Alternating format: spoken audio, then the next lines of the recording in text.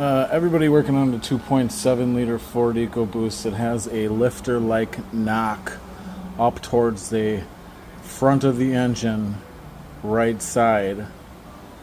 And it's not the VCTs. I'm gonna tell you that it's not any better.